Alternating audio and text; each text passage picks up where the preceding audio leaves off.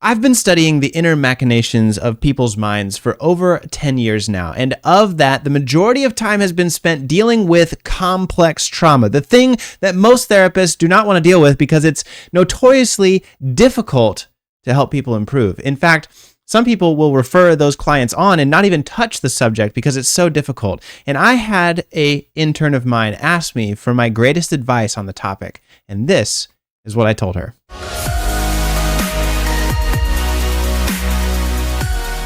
So I just have a new intern who joined the practice. Her name is Laura. She's wonderful. She's amazing. You should go check her out on the website, lyoncounseling.care, Lyon, of course. But you can go check out her video. Is actually funny. We left a bunch of bloopers in it in the beginning of her like messing up because she was so nervous about the recording. It's great. Please go leave a wonderful comment for her. But she is about to start a therapy session with somebody who is struggling with PTSD and some complex trauma. And she wanted to know my advice because that's what I specialize in, not only as a therapist, but also specifically as a teacher and an educator for hypnotherapy on the topic of complex trauma. Those things, again, that most therapists won't even touch. And I told her this, and it was after much thought. Let me lay some foundation. When somebody experiences trauma, that person's world becomes shattered. They are experiencing the tearing away of what they used to think the world was like. Their identity is ripped into pieces. And in that moment, their brain is thrown into absolute and utter chaos. It doesn't know what to do because as we grow from children to where we are now, we develop these systems inside of our head for understanding the way that the world works and building upon those systems to make the decisions that we make and do the things that we do in our life, the choices for our partner, the choices for our career, the choices for our hobbies even are all based upon our life experiences. Think about it. At one point in your life, you experienced something fun and enjoyable. You're like, oh my gosh, this is great. And now you probably still do that hobby or at least enjoy it to this day. You watched your parents or lack of parents and the way that they interacted one with another, and you made some informed and conscientious decisions about the way that you would have romantic relationships with those people that you found in your life. What type of romantic partner you would choose and which type of people you would absolutely not entertain as a romantic partner. Am I right? And so it's through all of these experiences that we build our understanding of the world. But then in some terrible, horrifying moments, those systems don't work. They crumble around us and something so insane, so unpredictable happens that our systems aren't big enough to handle it. Now, our mind does something fascinating in this moment, in this space of darkness in the abyss that enters into our life. Our mind does something truly terrifying. And this is what I told my intern. It is easier to blame ourselves than to accept the world as being dangerous and chaotic. When presented with the option between blaming ourselves and accepting that bad things happen to good people, that danger is an everyday part of life, and that things are chaotic and random and they don't make sense sometimes, the brain most often will choose to blame itself. And this is where you see, and I know you've experienced this too, you just haven't realized it yet, but you'll see people who have experienced especially sexual trauma in their life will blame themselves. I shouldn't have been out that late at night. I shouldn't have been wearing that outfit. I should have taken a friend with me to the bathroom. I should have gone to the car and parked under a street light instead of walking by myself or being in a dark alley. Never compromise by blaming yourself for times that the world is chaotic and for times that bad people do bad things to people who don't deserve it. It's very difficult. And there's a reason that your mind does this. And I'm going to break it down for you here and explain it to you because I hope that by sharing this, it will save you from so much of the heartache that I see in my office every single day. It feels safer.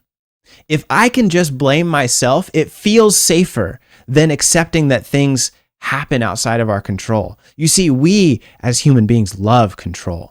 Right? And it was actually, for me, Friedrich Nietzsche who talked about it first. For a long time, we believed in the Darwinian Freudian idea that human beings are driven by a will to live. But that's not actually true. What Nietzsche said is that human beings are driven by a will to power. We want control. And in situations where things get particularly dark, scary, and unsettling, we will choose to take our own life. because that is our last act of will, power, and control that we have, rather than embracing that we feel helpless, powerless, and hopeless over the situation we find ourselves in. And the same thing happens when we experience and we talk about the topic of trauma.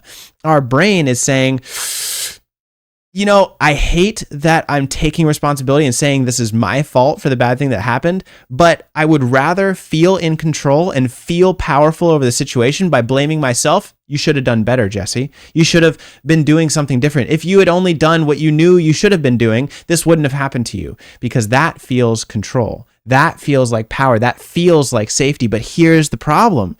You're lying. You're lying to yourself and you're lying to others, right? Bad things happen because bad things happen.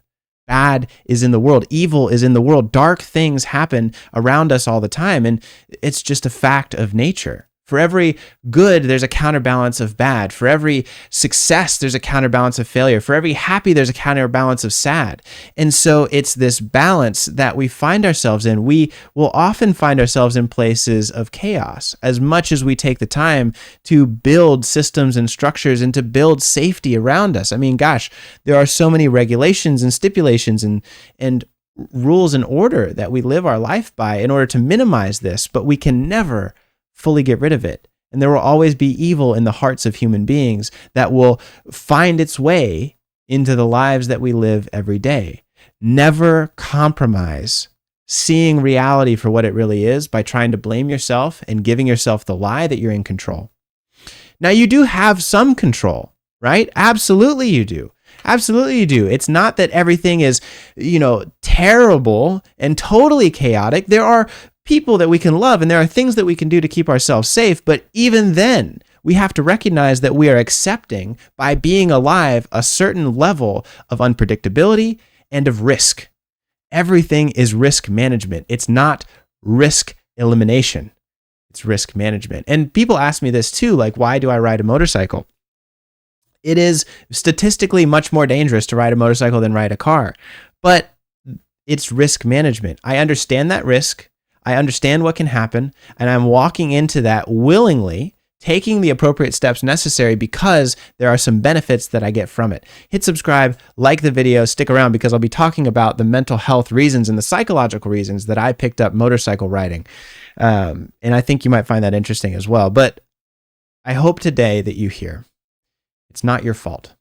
I don't know what happened to you. I don't know your story.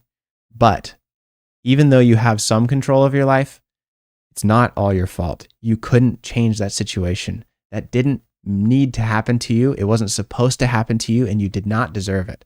I don't care how bad you were. I don't care what situation you found yourself in. I don't care what type of compromise you put yourself in that found you into that risky scenario. You could be walking without any clothes on the side of the road that does not give anybody license to do anything. You could be so far gone out of your mind on some kind of substance that does not give anybody the right or give anything the right to do things to you without consent. But sometimes that does happen. And that's not to gloss over. That's not to put a silver lining on it, but that is the reality that we find ourselves in for the current world that we're in. And I will live every day taking steps to minimize that risk and to help people who find themselves in situations that they didn't deserve. And I hope one of those is you watching this video and you feeling encouraged. I hope you stick around, join the Discord community. The link is down below, and I'll see you in the next one. Remember, your mind's not against you. It's just misunderstood.